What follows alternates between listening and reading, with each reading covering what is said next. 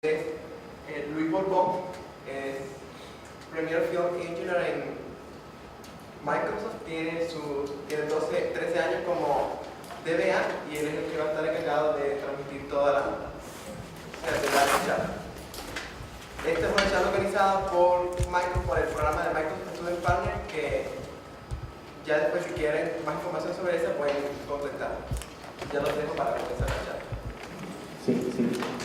Buenos días.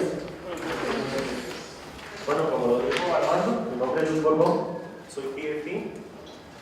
Dentro de toda la estructura que es Microsoft, hay muchas áreas, entre ellas está el área de servicios. Yo pertenezco al área de servicios, de hecho no soy ni siquiera de Microsoft Costa Rica. Yo no pertenezco a ningún país, por decirlo así. Yo pertenezco para esta área. Tengo que dar soporte a empresas en toda Latinoamérica.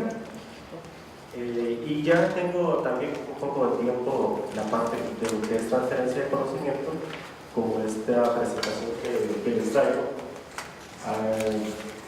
Premier Field Engineer es el término que utilizamos para el puesto. Hay Premier Field Engineer en todas las tecnologías de Microsoft. Yo soy especializado en SQL Server y ahí están las certificaciones fuera de Microsoft que hasta el momento tengo. A mí realmente me gusta hacer las presentaciones bien interactivas, así que no tengan ningún temor o no se queden con ninguna duda. Veamos esto que como otra clase más, porque yo voy a ser el profe por una hora de esto, y vamos a ir viendo cómo se va desarrollando. Entonces, lo primero que yo quisiera saber de parte de ustedes es, ¿qué entienden ustedes por qué es una base de datos?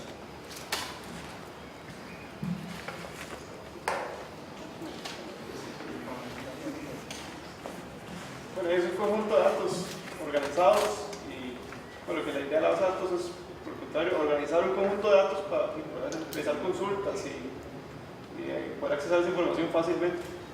Sí, eso está muy bien. Un motor de base de datos sin ponerle ningún tipo de marca, porque puede ser Oracle, SQL Server, DB2, MySQL, etc. Lo que hace es almacenar y administrar nuestros datos. ¿Y cuál es la estructura fundamental que utiliza una base de datos para guardar y administrar esos datos? La tabla, ¿no? En todas las bases de datos relacionales tenemos tablas, ¿sí? Entonces, vamos a ver un tipo de plano cartesiano, ¿verdad? En donde vamos a tener los registros y vamos a tener las columnas. Ahí están nuestros datos. Luego, se llaman bases de datos transaccionales y relacionales. ¿Por qué? Porque hay relaciones entre las tablas, o sea, los datos no son aislados. Los datos que yo tengo en una tabla, pues van a tener relaciones con todos los datos que están en otras tablas. ¿Sí? Ahora, esto es la forma más sencilla de explicar lo que hace una base de datos, porque realmente un motor de base de datos actual hace muchísimas cosas que nosotros, por lo menos en Microsoft, nos interesa que la gente aprenda para que le saquen el mejor rendimiento o puedan utilizar todos los features que tienen las diferentes versiones, en este caso de SQL Server. ¿Ok? Entre las cosas que hace SQL Server es proveer soluciones de alta disponibilidad y de recuperación de desastres.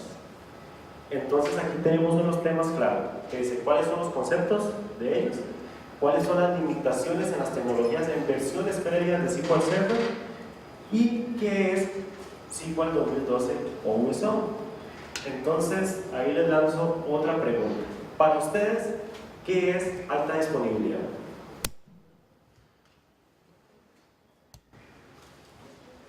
Que puede estar disponible en varios lugares. Puede estar disponible en varios lugares. Lógicamente, la palabra lo dice. Tiene que ver con la disponibilidad de los datos. Pero en varios lugares no es tanto el lugar, sino en el transcurso del tiempo. O sea, ustedes, como usuarios de una aplicación, desean que en cualquier momento que ustedes necesitan acceder a los datos, estos estén disponibles. Ahora, llevándolo a un punto más alto, por ejemplo, ustedes van a hacer una transacción bancaria. Y en el momento que ustedes van a sacar dinero de un cajero o van a pagar con su tarjeta, si la tarjeta es denegada porque no hay acceso a las bases de datos, ustedes como usuarios, ¿cómo se van a sentir? Molestos, ¿no? Y si les pasa 2, 3, 4 veces, ¿qué es lo que van a hacer? Se van a cambiar de banco. Así de fácil. Nosotros vivimos en un mercado que es 24/7, los 365 días del año.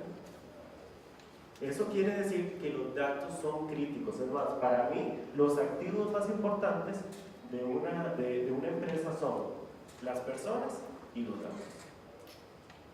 Ahora, si yo tengo los datos y estos no están disponibles todo el tiempo, pues ahí estoy teniendo un problema. ¿Sí? Los objetivos de la presentación. Vamos a ver la diferencia entre alta disponibilidad y recuperación de desastres, las limitaciones y estrategias de estas estrategias. Vamos a discutir un poco sobre las configuraciones soportadas de OWISON y vamos a comparar las tecnologías de 2012 para alta disponibilidad y recuperación de desastres. Ahora, ¿qué es entonces? Si la alta disponibilidad es la solución, el conocimiento, la tecnología que yo implemento en mi empresa para tener siempre disponibles los datos, ¿qué de recuperación de desastres? ¿A qué les suena?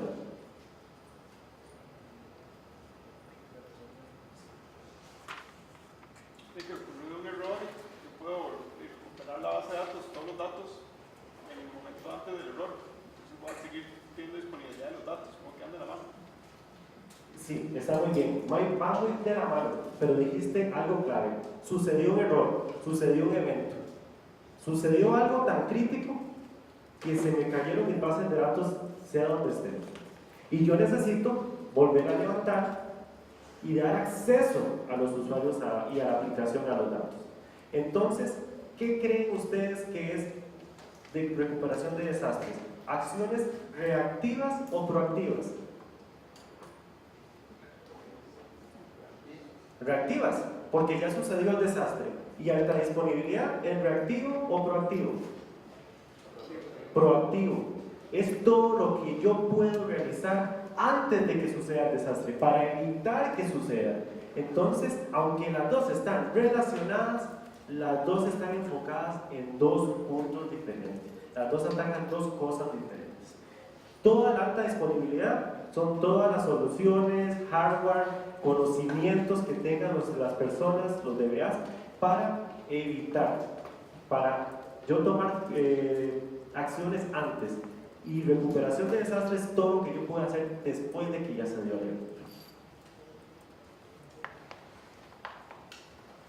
Y entonces, aquí sobre qué es alta disponibilidad, como les dije, todos los negocios necesitan proveer alta disponibilidad. El objetivo de la alta disponibilidad es mantener el acceso a los datos y las aplicaciones, incluso si un fallo sucede, minimizando la percepción de fallo a los usuarios. Y es que esta es la parte crítica de las soluciones de alta disponibilidad.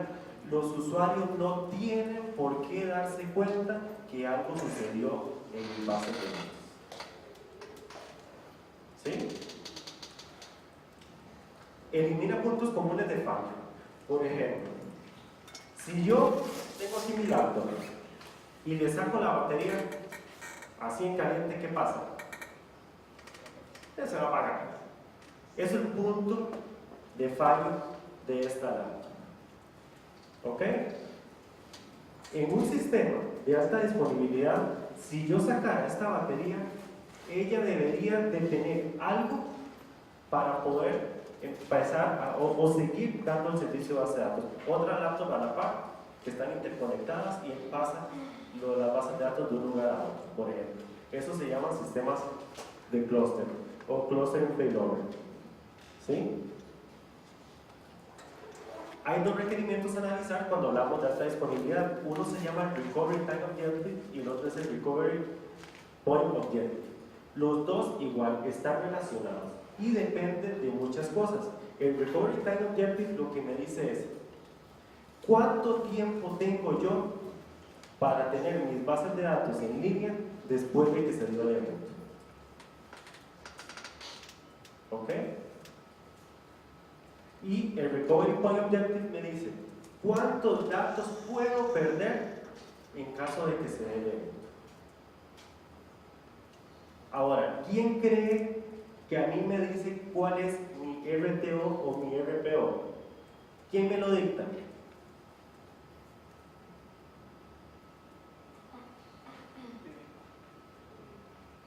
¿Quién me define a mí esos valores? Dependen del daño que sufran. No depende del daño, porque para eso yo estoy manteniendo en mi empresa la tecnología para proveer la alta disponibilidad y la recuperación de desastres. Ahora, ¿quién me dice a mí en cuánto tiempo tengo que tener mis bases de datos arriba? ¿Y quién me dice a mí cuánto puedo perder de datos si se da un evento? ¿Quién? ¿Quién o qué? El usuario. El negocio. El negocio es el que define estos valores. No es ni el gerente general, ni el director de informática, ni el jefe de base de datos. Es el negocio. No es lo mismo una aplicación como la de un supermercado, en donde si se les va la computadora donde está la base de datos, pueden seguir haciendo facturas manuales mientras llega el técnico y les levanta, ¿no? No es tan crítico. Pero si hablamos de nuevo de un sistema bancario, o vayámonos a algo todavía más grande, ¿qué pasa si se cae Amazon? ¿Cuánta plata van a perder por segundo? Millones de dólares.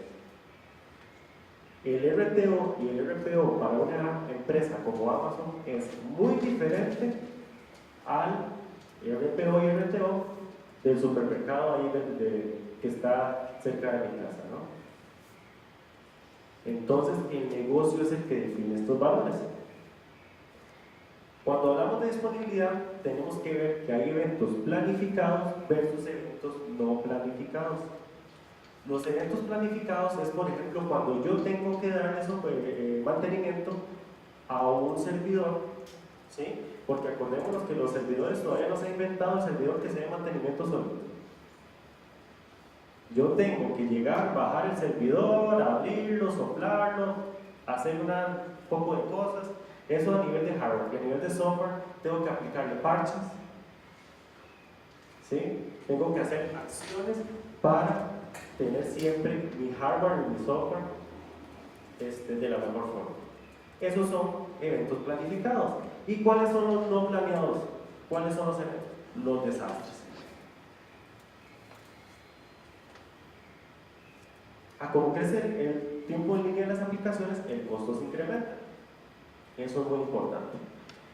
A como el RTO y el RPO sean más pequeños para mí, o sea, de que no me permitan perder tantos datos o que la base de datos no puede estar mucho tiempo fuera, yo tengo que invertir más. Acordémonos otra vez, vayámonos a Amazon. Les aseguro que si vamos, tenemos acceso al centro de datos de Amazon, debe ser monstruoso y no debe ser un centro de datos, debe ser N cantidad de centros de datos alrededor del mundo, en donde se me puede caer un centro de datos completo, pero otro entra en línea y nada ha pasado. Pero ¿eso qué cuesta? Mucho dinero.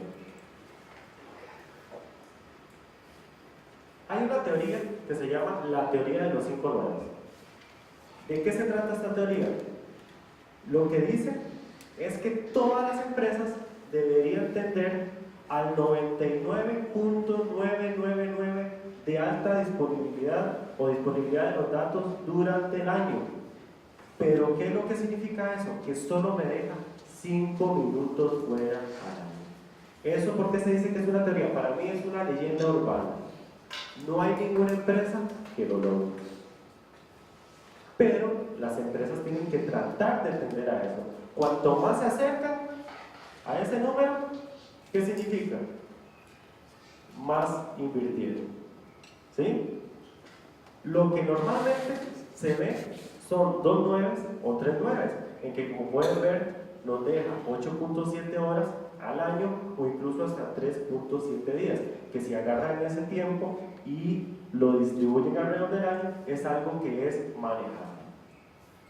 Ya lo que empieza a bajar de eso ya se va volviendo problemático. Acordémonos, lo vuelvo a repetir, el usuario nunca tiene que percibir que hubo un fallo.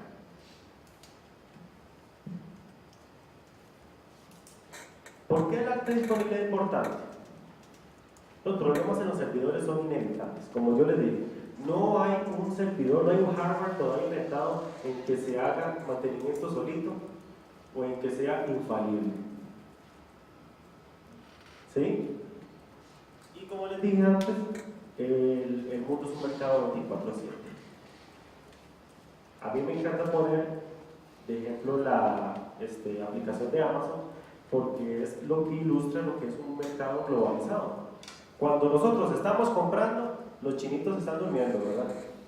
Pero cuando ya ellos se levantaron en la mañana a comprar, nosotros nos fuimos a dormir. La aplicación no termina nunca de tener solicitudes a los datos. ¿Ok?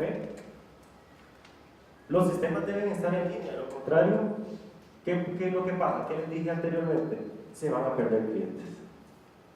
Si a mí una tarjeta de crédito me es rechazada 1, 2, 3, 4 veces, yo cambio a otro emisor. Porque yo como usuario no tengo por qué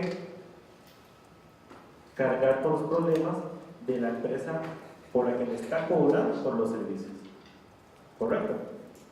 La empresa tiene que hacerse cargo de que los fallos, los eventos sean imperceptibles. Vamos a ver, los servidores pueden estar inaccesibles. ¿Por qué? Por mantenimientos, como les dije, actualizaciones, tanto de software o hardware, parches como hotfix, security patch, desastres naturales, caídas de energía, accidentes y lo más importante que se le dice siempre a las empresas y que ya ustedes tienen que empezar a tener ese tipo de conceptos en sus mentes. Empiecen a planificar ahora. Ustedes en este momento son estudiantes, no sé si alguien trabaja y estudia, pero lo que sí estoy seguro es que son los futuros informáticos, los futuros, puede que muchos DBAs, administradores de servidores, no sé, de un futuro cercano, ¿no? Ya ustedes están a nivel universitario, ya ustedes están a un paso de incluirse al mundo laboral. Entonces empiecen con el pie derecho. ¿Y en qué se puede aplicar el empieza a planificar ahora para ustedes? Como esto que estamos haciendo hoy. ¿Sí? Yo, con base en la experiencia que he tenido en Microsoft, pues quiero compartirles a ustedes un poco de la información. ¿Para qué? Para que ustedes ya tengan ese tipo de conceptos en sus cabezas y cuando empiecen a trabajar, si es que no lo están haciendo ahora, ya empiecen ustedes a dar ideas, a aportar, a revisar, a ser críticos de las empresas en donde están trabajando. Aquí vemos un señor, ¿sí? Vemos las cosas que pueden fallar, discos, la parte de Windows Updates. Veamos en un charco de agua, se desconectó el servidor, incluso está a fuego, ¿no? Entonces, esto es un poco curioso para mí porque les voy a contar una anécdota. En mi trabajo previo a Microsoft, yo trabajaba para una empresa gringa que tenía el data center en Phoenix, allá en Estados Unidos, pero en Filadelfia, y resulta que un lunes por la mañana llegamos y estaban todas las aplicaciones caídas. Y nos extrañó, porque no eran solo las bases de datos, sino que era todo. Pues resulta que en este super edificio en Filadelfia, en el data center, pasaba una tubería de agua por encima del data center y encima de los servidores de nosotros se rompió. Entonces, para que ustedes vean que ese charquito de agua que está ahí puede suceder incluso si estamos lejos de un río o del mar, donde ustedes se pueden imaginar que puede haber inundación. Incluso en un super edificio, como uno se imagina, los edificios gringos, ¿no? Puede suceder este tipo de desastres. Lo peor de todo es que estuvimos como una semana sin aplicaciones y era una aplicación financiera. Entonces pueden imaginarse el impacto que eso se creó. ¿Okay? Cuando hablamos de la parte de recuperación de desastres, nosotros llegamos y le decimos al cliente, ok, explíquenos cuál es su proceso, qué es lo que ustedes hacen en caso de que tengan que recuperarse de un desastre. Y nunca esperamos ver esa carita que está aquí, ¿verdad? Si no, empezamos mal. ¿Sí?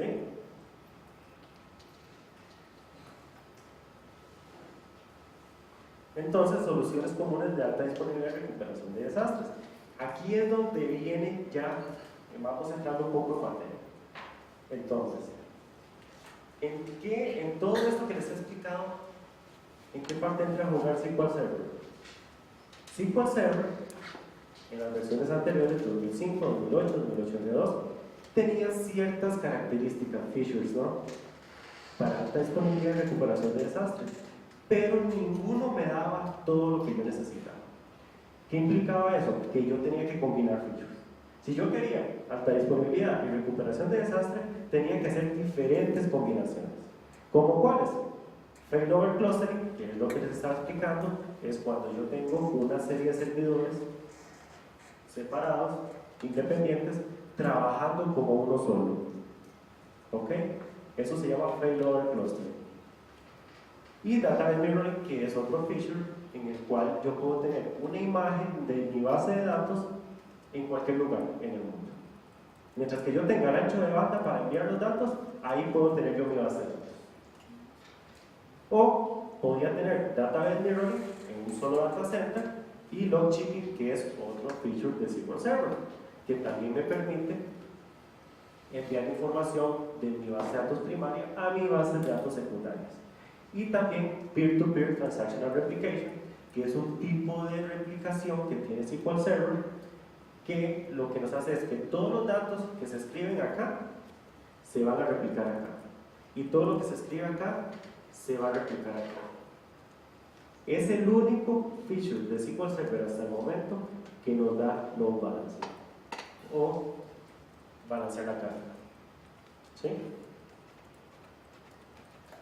Aquí se ve mejor. Veamos, como tenemos un failover cluster, en este caso el SQL Server 2008 R2, y vean como los dos están en el mismo data center. ¿Qué pasa si cae un avión ahí o hay un terremoto? Y pues se me van los dos servidores, ¿no? Y vemos que físicamente disperso, es así como se dice, tenemos otros servidores en clúster en otro lugar por si sucede algo en el sitio primario. ¿Qué otra solución podríamos tener? Database mirroring y log shipping. Entonces, para mirroring, para yo tener un failover, ¿quién no sabe qué es failover? Con solo que una persona no sepa, yo explico el concepto. Si todos saben, sigo hablando. Excelente. Failover es el proceso en que yo muevo mis bases de datos de un servidor a otro. Eso es failover. Algo sucedió en el servidor primario y el proceso de failover movió mis bases de datos a otro servidor secundario. Entonces, hay muchos tipos de failover también. Para yo tener un failover automático, yo necesito un señor que se llama witness o testigo, y él es el que se encarga de hacer que el failover sea automático si algo sucede en el servidor primario. Es más complicado, ¿sí? Y vemos que por medio de log shipping yo tengo otros servidores. Log shipping es un feature, vamos a ver. Esto hubiera sido bueno primero haberles dado como una charla básica de lo que es SQL Server o cómo trabajan las bases de datos de SQL Server. Las bases de datos en sí están conformadas de dos tipos de archivos primarios. Uno se llama data y el otro se llama transactional log. ¿Ok? Todos los cambios que yo hago a las bases de datos primero son grabadas en el transaction log, ¿sí? Y después son escritos en la data. ¿Por qué sucede eso? Díganme ustedes que tienen frescos todos los conocimientos. ¿Qué es ACID? ¿Qué son los principios ACID?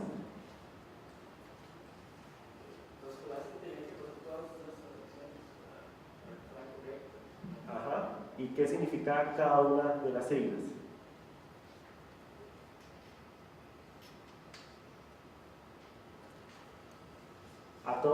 Atómica, consistente, isolated, que es totalmente, tiene que estar apartada de las demás, y durability, o tarda lo que dura la transacción. Esas son las reglas ACID. Para que una transacción, como dijo el compañero, esté correcta, tiene que cumplir con esto. Entonces, ¿cómo lo logra SQL Server? Bueno, para eso está el transaction log. Todos los cambios son escritos en el transaction log y cuando se completa la transacción y SQL Server determina que está todo ok, escribe los datos en la data, que es el momento en que son escritos en cliente. ¿Qué sucede si en medio de la transacción pasa algo? Se cancela la transacción, se desconecta el cliente, tiene que hacer rollback. Y entonces nunca los datos son escritos en la data. Yo estoy 100% seguro que los datos que están en el archivo de data son consistentes, ¿sí? No están a medias. ¿Ok? Ahora, log shipping se aprovecha de que los datos son primero escritos en el transaction log. ¿Para qué? Para mandarlos a otros servidores y que también se apliquen en esos otros servidores. ¿Más o menos se ubicaron? ¿Sí? Peer-to-peer replication, como les decía, los servidores aceptan cambios, consultas en cada uno de ellos y todos los cambios son replicados a los peers. Peers es como decir iguales, ¿no? Entonces, por eso se llama peer-to-peer, o sea, es de igual a igual. Ninguna base de datos o ningún servidor es primario o secundario. Todas tienen la misma importancia.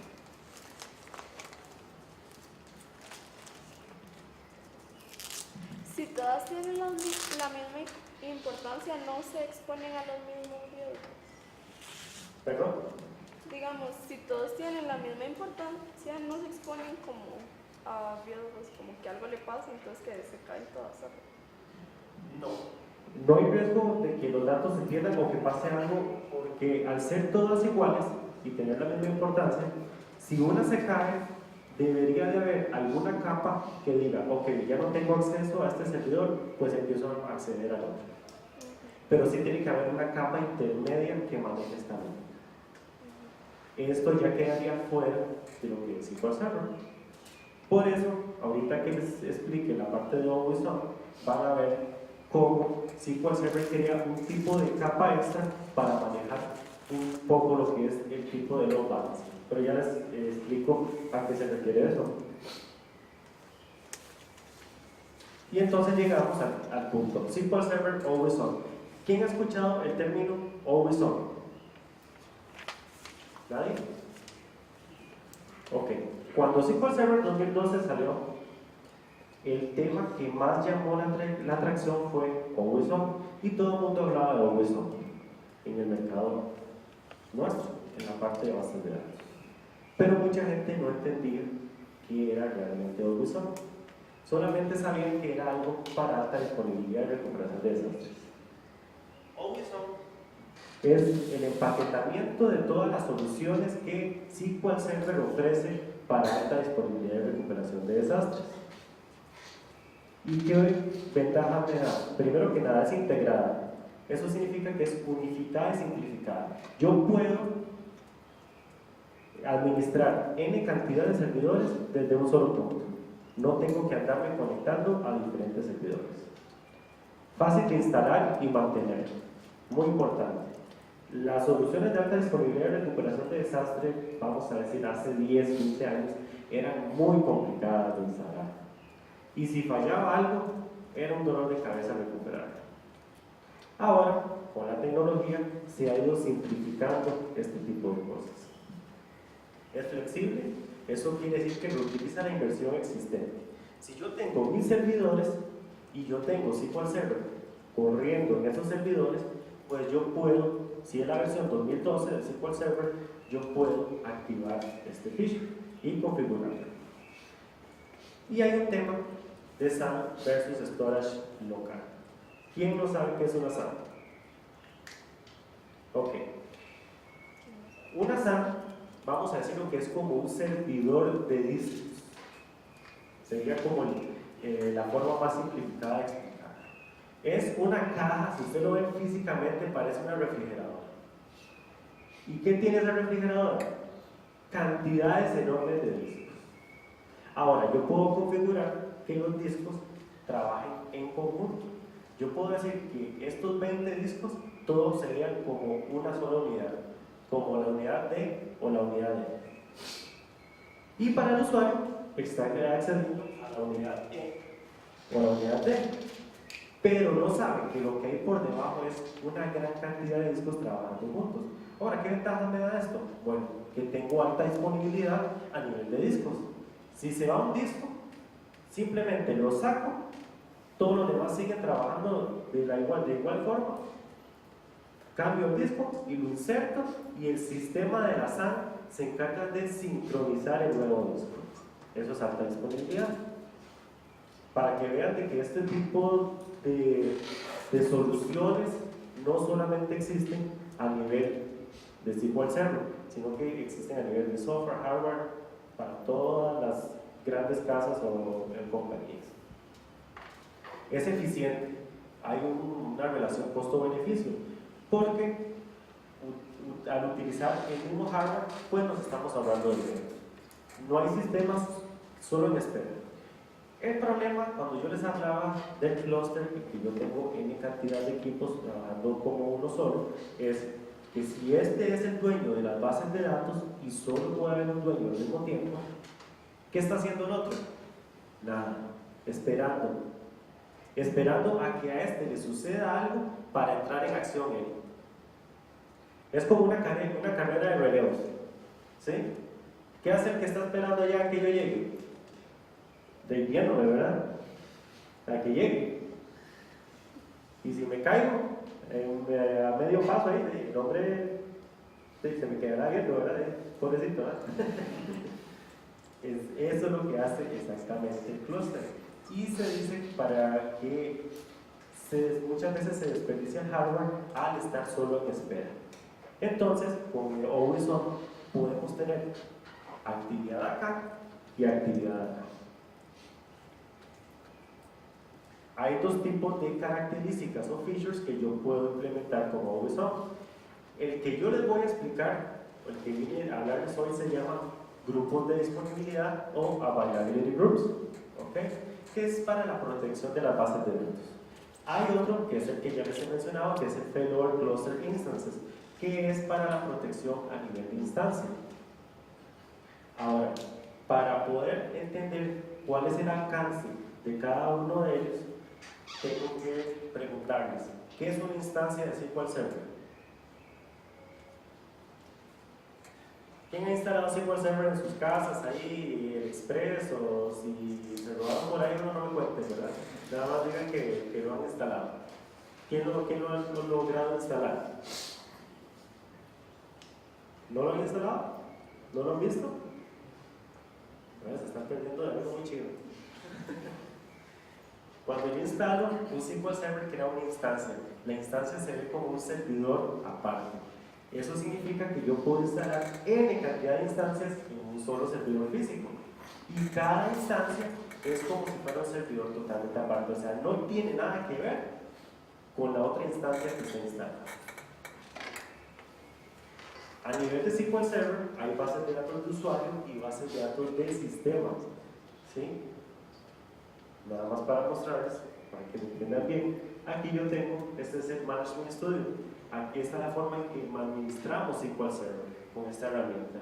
Si yo me conecto a una de mis instancias que tengo aquí, tengo 3 instancias, cada una es un servidor totalmente aparte.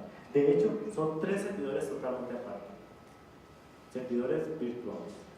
¿Sí? Y me vengo aquí a base de datos. Vean que yo tengo aquí n cantidad de bases de datos. Esas son las bases de datos de un usuario. Si yo quiero ver cuáles son las bases de datos del sistema, pues expando donde dice System Databases, y todas esas que están ahí son las bases de datos del sistema. Es el corazón de SQL Server. Ella mantiene información crucial para el funcionamiento de SQL Server. Ahora, cuando yo les digo que una solución da o protege una instancia, está protegiendo todo eso que ustedes están viendo ahí. Las bases de datos, los usuarios, todo, los jobs. Los jobs son tareas calendarizadas, ¿sí? Que hacen cosas en un calendario que yo programo. Todo eso es protegido. Cuando yo digo que el alcance es a nivel de bases de datos, solamente está protegiendo ¿qué? Estos señores que están acá, ni las bases de datos de usuario. ¿Qué significa eso? Ok, yo protejo la base de datos, los datos de mis usuarios, pero hay cosas importantes fuera de las bases de datos de los usuarios, como los logins. ¿Sí? ¿Qué pasa si yo tengo 2 servidores y yo voy a acceder a esta base de datos que está acá, esta, 6DB? Y yo, para poder acceder a esa 6DB, necesito un login dentro de la instancia. Es la primera puerta. A nivel de seguridad, SQL Server tiene diferentes niveles, y entonces yo necesito entrar a 6DB. Lo primero que tengo que decirle a SQL Server es decirle: hey SQL, voy para adentro. Entonces le dice: bueno, ¿cuál es tu login? Mi login es Luis.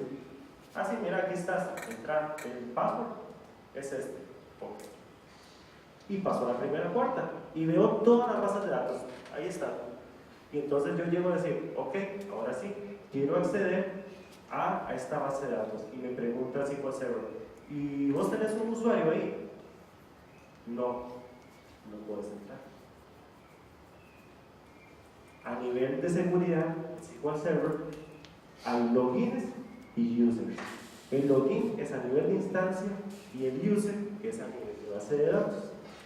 Eso significa que aunque yo tenga un login que me permita ingresar a SQL Server, eso no significa que yo pueda acceder a ningún dato. Así como yo estoy viendo esas sillitas ahí, yo estoy viendo igualmente las bases de datos ahí. Si yo quiero hacer esto, ver las tablas en donde está la información, es porque yo tenía un usuario dentro de esa base de datos que me permitía acceder a él. Entonces hay una relación de uno a muchos respecto al login y al usuario. Un login puede tener muchos usuarios relacionados, uno por cada base de datos. ¿Sí? Ok. Entonces, ¿qué pasa si yo muevo? Algo sucede y yo tengo protección a nivel de base de datos y mis bases de datos se mueven de un servidor a otro, pero en el otro servidor no existía el login, nadie lo fue a crear. ¿Qué pasa cuando el usuario otra vez tocó la primera puerta a decirle a SQL Server que me deje entrar? Y ahí está la base de datos y ahí está el usuario. Pero ¿qué pasa en la primera puerta? No me va a dejar entrar. Me dice: ¿qué? Luis, no, aquí yo no tengo ni no conozco ningún Luis. Sorry, usted no entra. Pero es que yo no lo conozco a usted. Así funciona la seguridad básicamente del SQL Server. Y entonces significa que si yo estoy dando protección a nivel de base de datos de usuario, tengo que encargarme de crear y mover los objetos de mi base de datos primaria a mis bases de datos secundarias. ¿Cuáles objetos? Los logins, los jobs, todo lo que sea fuera del alcance de la base de datos.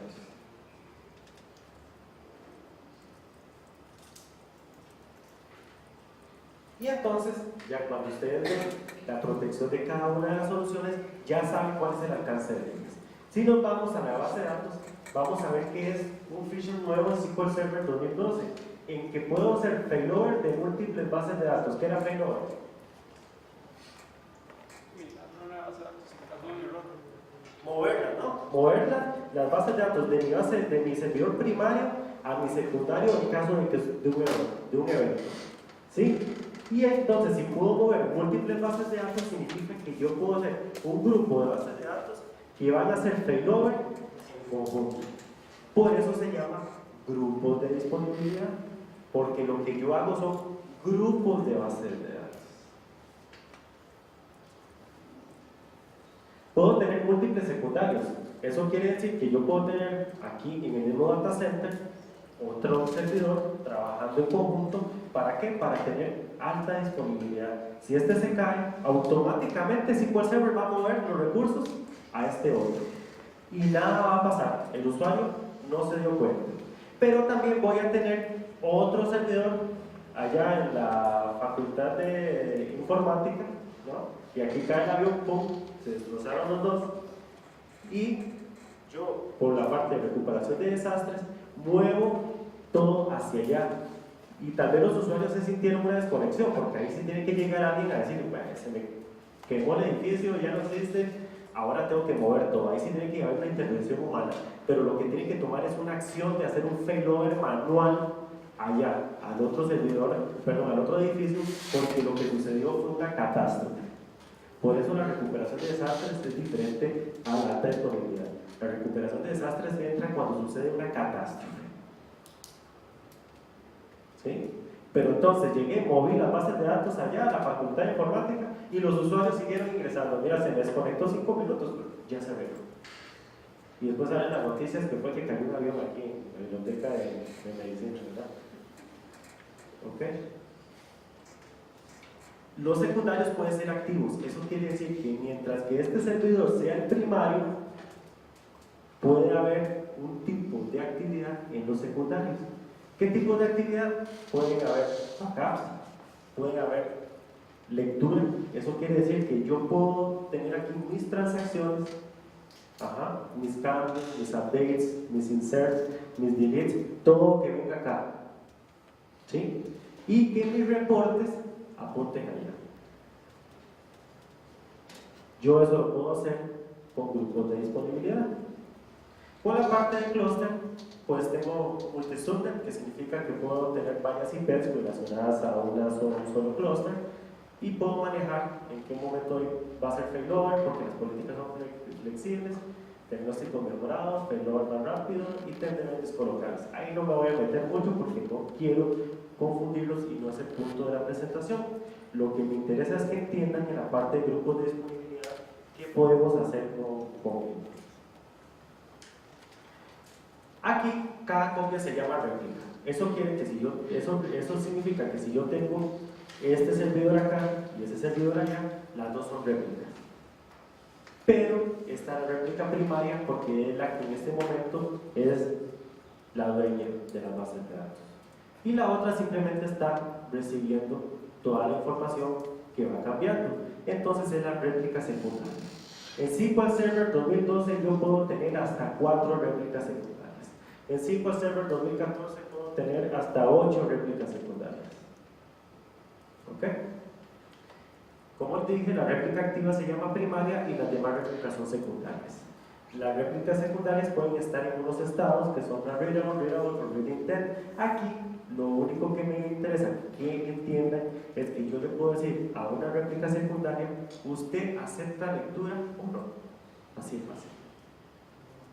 O sea que es readable o not readable. La tercera opción, para efectos de la presentación, no la vamos a tomar. Ahora, cuando hablamos siempre de lo que es las soluciones de alta disponibilidad y recuperación de desastres, es importante que entiendan dos conceptos, y es la forma en que se mueven los datos de la réplica primaria a las réplicas secundarias. Hay dos formas, asíncrona y síncrona. La forma asíncrona, ¿cómo lo dice? Es una solución para recuperación de desastres. Trabaja bien cuando las réplicas están distribuidas a través de largas distancias y es útil cuando el performance es más importante que la sincronización de los datos. Y les voy a explicar por qué. Si yo llego y hago una transacción, tengo una transacción acá, vamos a decir un inserto, y inserto un registro, lo toma Transaction Log y lo envía a mis réplicas secundarias. Las réplicas secundarias toman esa transacción y insertan ese registro en sus bases de datos, que son prácticamente copias de la primaria. ¿Ok? Pero el punto clave es que la réplica primaria envió la transacción y se desentendió. Si le llegó a las réplicas secundarias, no hay problema. Yo cumplí con enviarle. ¿Sí?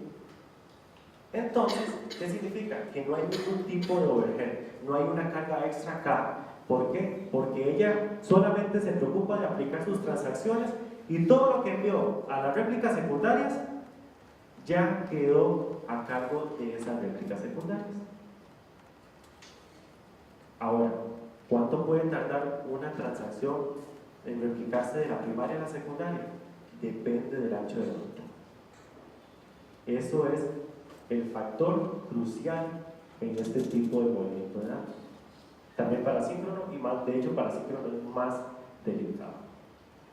¿Por qué? Porque en la parte síncrona esta opción le da mayor prioridad a la sincronización de los datos que a performance, a un costo de posible latencia de la transacción. ¿Qué significa eso?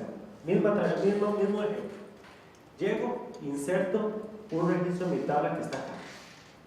SQL Server toma esa inserción desde el log de transaction log o log de transacciones y lo envía a las réplicas secundarias.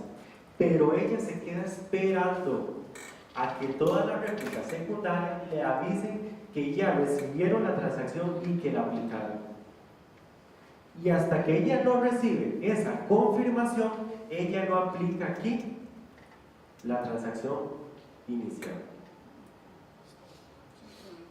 Eso asegura que en un evento no va a haber pérdida de datos, porque lo que está allá ya está aquí. O sea, y lo que está aquí está allá. No hay pérdida de datos. Ella siempre espera por la respuesta. Y aquí el ancho de banda es crucial. ¿Qué pasa si yo tengo un mal ancho de banda y digo que el movimiento de datos va a ser síncrono? Voy a crear una gran cantidad de esperas en mi servidor, en mi réplica primaria, él esperando por todas las transacciones, por todas las respuestas. ¿Y qué es lo que va a sentir el usuario? Lentitud. ¿Ok? Entonces veamos un ejemplo. Vean la parte de las flechas de abajo. En la parte de abajo dice asynchronous data movement y synchronous data movement. ¿Ok? Entonces vean cómo yo tengo acá una réplica 1 en que tengo movimiento síncrono para la réplica 2 y 3 y asíncrono para la réplica 4. Eso es una configuración totalmente normal. Lo que yo esperaría es que la réplica 2 y 3 físicamente estén cerca de la réplica primaria, en que yo tenga un ancho de banda sumamente rápido. Y cuando estoy hablando de algo rápido, estoy hablando de 10 gigabits. Si estamos pasando por la red, que tiene que ser de 10 gigabits, ni siquiera 1 gigabit, 10 gigabits. ¿Por qué? Porque yo sé que la respuesta va a ser tan rápida que no va a haber ningún tipo de contención ni de espera en mi base de datos, en mi réplica primaria. Y esperaría, en este ejemplo, en mi réplica secundaria, mi réplica 4, que es asíncrona, esté totalmente en otro lugar, físicamente dispersa. ¿Sí? Vamos a decir que un datacenter allá en Guanacaste, y que el ancho de banda, aunque no sea el mejor, sin embargo, no está afectando mi transaccionalidad porque mi réplica primaria no está esperando por nada para ella. ¿Ok?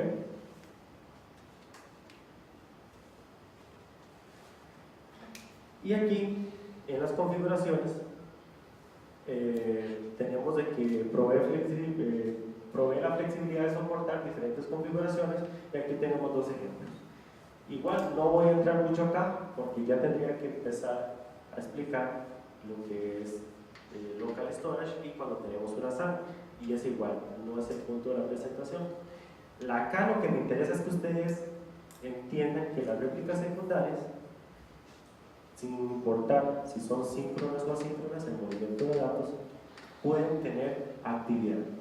¿Como cuál? Como por ejemplo los backups. Entonces vean a la señora haciendo su transacción en el cajero y yo puedo tener backups en esa réplica primaria, pero igualmente en las secundarias. Puedo tener también actividad solo lectura. Eso quiere decir que yo puedo apuntar todos mis reportes a mis réplicas secundarias. Y el delay de la información, que se esperaría que es muy bajo, con buenos anchos de banda, deberían de ser de milisegundos. Yo sé que los reportes me están devolviendo información totalmente activa al momento. ¿Sí? Y entonces en este ejemplo vemos en que la computadora está conectada a la réplica secundaria y vean como lo que tenemos son grupos de disponibilidad. Son dos bases de datos que forman parte del mismo grupo y que en caso de un evento se moverían, harían un failover en conjunto. ¿Qué tipo de actividad? Ok, las réplicas secundarias mantienen copia de los datos de las bases de datos pertenecientes al grupo de disponibilidad. Soporta acceso a los datos cercanos al tiempo real de solo lectura. Eso quiere decir que si yo trato de hacer un insert, un update, un delete en una base de datos, en una réplica secundaria, me va a devolver un error. Y me va a decir que la base de datos es de solo lectura. Es mucho mejor que utilizar el mirroring, el dropshipping, la replicación, porque acordémonos que ahí teníamos que hacer combinaciones extrañas, ¿no? En cambio, con hardware existente, al no tenerlo, el suelo me espera. Ahora, cuando yo les estaba explicando la parte de la capa extra que crea SQL Server, a esta capa se le llama listener. Eso quiere decir que aunque yo tenga n cantidad de réplicas, yo no me estoy conectando a ninguna réplica en especial. Me estoy conectando a un listener que lo que está haciendo es lo que dice la palabra en inglés, escuchando, ¿no? Él está escuchando y escucha por ese nombre. Y yo me conecto a ese nombre. Y si sucede un evento tanto de alta disponibilidad como de recuperación de desastres, yo no tengo que preocuparme de que mis bases de datos se movieron de una réplica a otra réplica. ¿Por qué? Porque yo estoy conectado a la capa del listener. Ese listener para mí va a ser como si fuera mi servidor de base de datos. ¿Ok? Incluye el nombre de red, la dirección IP y el puerto. Ahorita les voy a mostrar cómo se administra un grupo de disponibilidad por medio del Management Studio. Les voy a enseñar cómo se ve el dashboard y les voy a enseñar, aquí está el dashboard, y esto se lo muestro en vivo,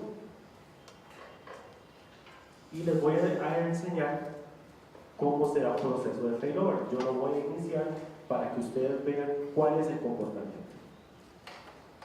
Aquí lo que quiero que aprendan es que hay tres tipos de failover. El automático es cuando algo le sucedió a esta máquina y SQL Server por medio de los grupos de disponibilidad movió todo a mi réplica secundaria, ¿sí? Automáticamente. Yo no tuve que hacer absolutamente nada. Fue algo propio, ¿no? El manual es cuando yo, como DBA, necesito mover mis bases de datos para hacer algún tipo de mantenimiento, para hacer algún tipo de test, ¿sí? Entonces yo lo inicio. Y el forzado, en donde hay posible pérdida de datos, es cuando yo inicio el proceso de failover a una réplica asíncrona. ¿Cuál era la característica de los movimientos de datos asíncronos? Que podría haber pérdida de datos. ¿De acuerdo? Entonces, si yo inicio ese movimiento, significa que sucedió una catástrofe. Y SQL Server le va a decir, ok, usted puede mover las bases de datos a ese servidor, pero puede perder datos.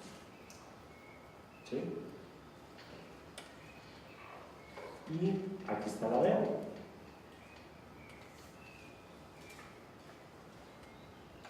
Acá yo tengo 3 instancias con 3 SQL Servers instalados: N1, N2 y N3.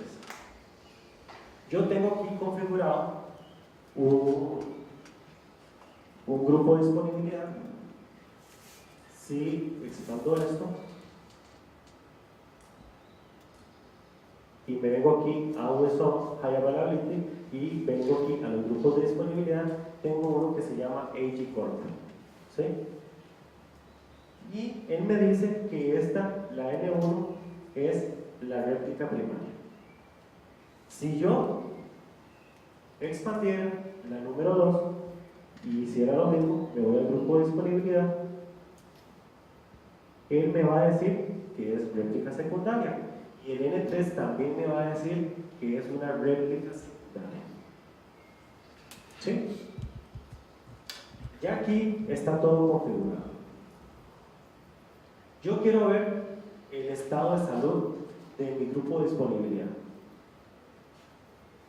Entonces, simplemente lo que hago es, sobre el grupo de disponibilidad, decir que me muestre el dashboard. El dashboard es como un tipo de resumen. Me va a decir cuál es el estatus de todos mis servidores.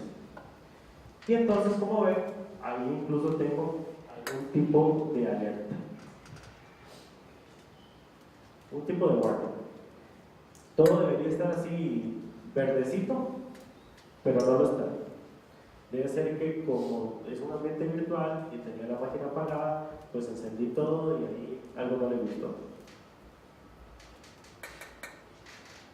Dice que no está sincronizando las bases de datos de la N3, que es donde está el problema. ¿Sale?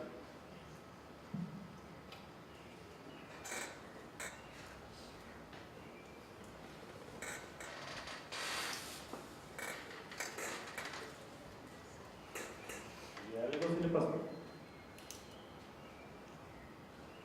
Voy a reiniciar este servidor.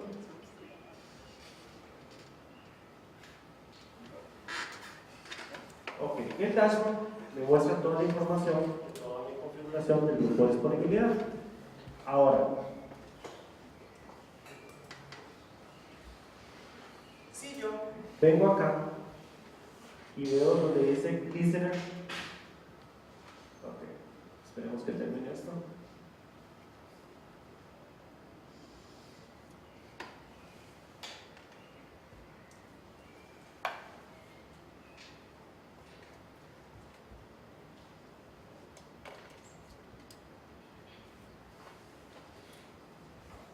Cayó. Se me cayó mi sitio alterno. Ojalá que no caiga la pero vamos a ver mi sitio, mi N2. Ok, esta está bien. Como ustedes pueden ver, el estatus de las bases de datos dice synchronize. Cuando dice synchronize o sincronizada, significa que los datos están al día. Y lo que les voy a mostrar acá, si yo vengo acá, voy a refrescar mis bases de datos. Como ustedes ven, que dice sincronizadas, yo voy a hacer un new query. ¿Ahí me escuchan todavía bien? Sí, sí. Con las dos manos. Voy a crear una tabla.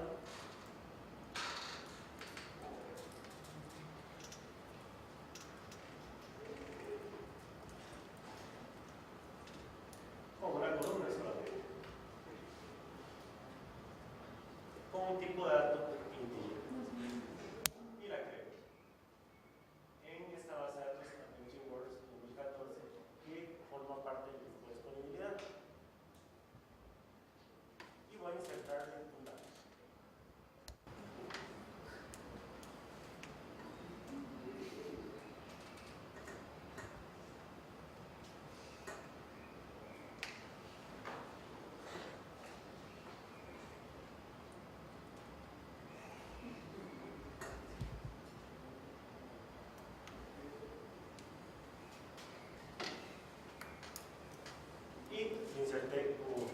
Si hago un set a esta tabla,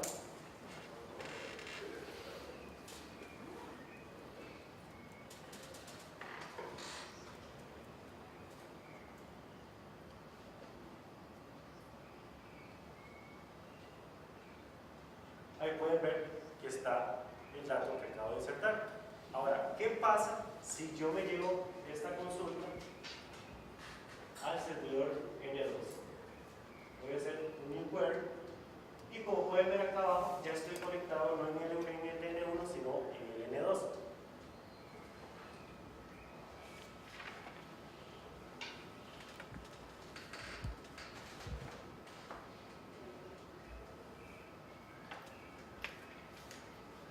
Me voy a la base de datos en Word 2014, ejecuto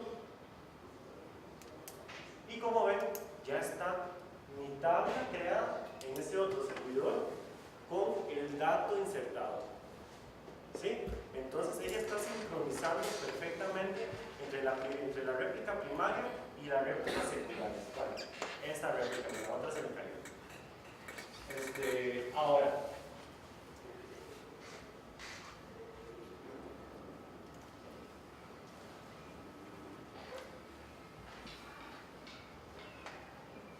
como ustedes saben, aquí tengo toda la información de mi grupo de disponibilidad en el dashboard. ¿Qué pasa si yo quiero empezar? Bueno, primero, antes voy a hacer una cosa. ¿Cuál es la capa extra que crea el grupo de disponibilidad? ¿Cómo se llama? ¿Ah? Listener, ¿verdad? Ok, aquí yo tengo mi listener y mi listener se llama AG Core Listener. Es así como se llama. Entonces yo debería de poder conectarme a ese nombre como si fuera otro servidor. Y aquí está, AG Core Listen. Y listo. Vean que me conecto como si fuera cualquier servidor de SQL Server. Ahora, ahí estoy en una capa totalmente adelante de lo que, o sea, escondiéndome toda la configuración del grupo de disponibilidad. ¿Cuál es la lógica de esta capa? Si yo hago un new query acá, en el listener, y pueden ver que realmente este es el servidor en donde estoy conectado. Bueno, servidor, vamos a hacerlo entre comillas, ¿no? Él cree que es un servidor. Realmente ese es el trabajo del listener, engañar para hacer creer que es un servidor, pero acuérdense que realmente por detrás hay una arquitectura, ¿no? Con n cantidad de servidores. Y hay un comando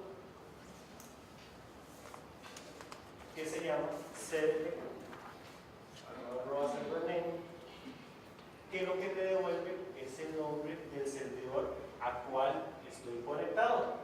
Como ustedes pueden ver, se llama AlwaysOn N1. ¿Sí? Ahora, voy a empezar un proceso de failover y él me dice aquí dos cosas. Usted puede moverse al N2 sin ningún problema. Vean que hasta tiene un check en verde, pero vean el N3, hay un signo de admiración en amarillo, un warning que dice: si usted se mueve a esta réplica que es asíncrona, puede tener posible pérdida de datos. O sea, SQL Server le está dando a usted la advertencia antes de que usted tome la acción. ¿Ok? Entonces, como yo no quiero tener pérdida de datos, aparte que no voy a poder moverlo al otro porque se me cayó, entonces voy a conectarlo al que yo sí sé que estoy bien, que es el L2. Y le voy a dar connect.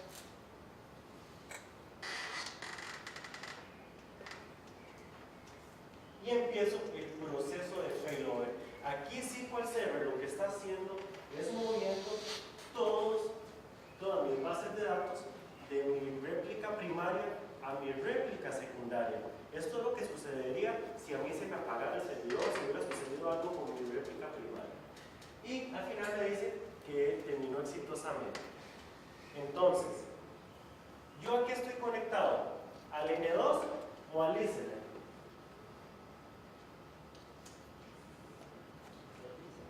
Al listener. El listener no le importa quién es el primario. Entonces, eso quiere decir que si en este momento comandos, ¿quién debería responder? ¿Cuál nombre de servidor? ¿N1 o N2? N2. Y eso es lo que hace básicamente Google Disponibilidad. Como usted puede ver, para mí, como usuario, fue transparente el que las bases de datos se movieron de un servidor primario, de una réplica primaria a una réplica secundaria, dándome, por lo tanto, la alta disponibilidad que tanto necesito. Eso es todo, muchachos. No sé si tienen preguntas.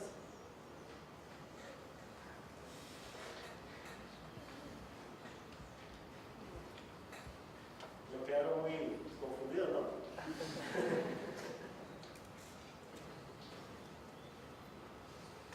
Esto realmente es todo un tema. Es un tema, a ustedes les hice así como algo bien concentradito, ¿verdad? Pero es algo de lo que hay mucho que hablar y se puede hacer muchísimo con esto. Si no tienen consultas, fue todo un placer tenerlos acá.